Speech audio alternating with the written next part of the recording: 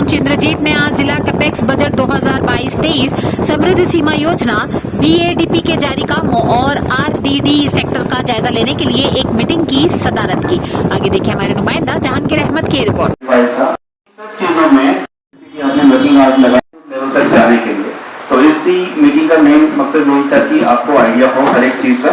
आप सही इंफॉर्मेशन वहां तक पहुंचा सके, उनके कंसर्न भी आप एक पर्टिकुलर हायरार्की के थ्रू यहाँ तक पहुंचा सके। क्योंकि अगर आपके पास कंसर्न रहेगा तो आप अपने, जैसे हमने पेड़ लगा दिए 33,000 फ्रूट प्लांट्स, लेकिन उनमें सक्सेस रेट कितने हैं? अगर 10,000 उसमें लग गए या 15,000 लग गए, उसका हमें हमारी डिस्ट्रिक्ट में 256 यूथ क्लब्स इस्टेब्लिश हुए हैं, 229 पंचायत और 27 है म्यूनसिपैलिटीज़ में। तो उसके इंचार्ज जो हैं वो बूथ लेवल ऑफिसर्स हमारा होते हैं, उनको इंचार्ज बनाया है हमने हर यूथ क्लब का।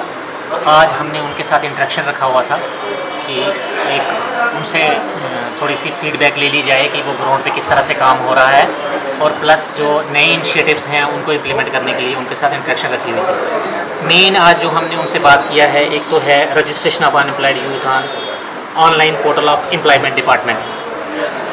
And second is to identify the unemployed youth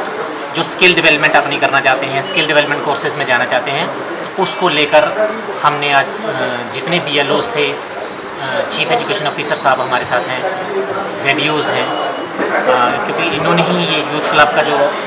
काम है शुरू में जो इस्टेब्लिश करने का इन्हीं के थ्रू हुआ था, और प्लस इनके ही लोग जो हैं वो इंचार्ज हैं वहाँ के। तो उसके रिगार्डिंग ये आज इंटरेक्शन हुआ है, बहुत फ्रूटफुल इंटरेक्शन गया है। हमने इनसे भी इनका फीडबैक भी लिया, और हमारी पूरी कोशिश है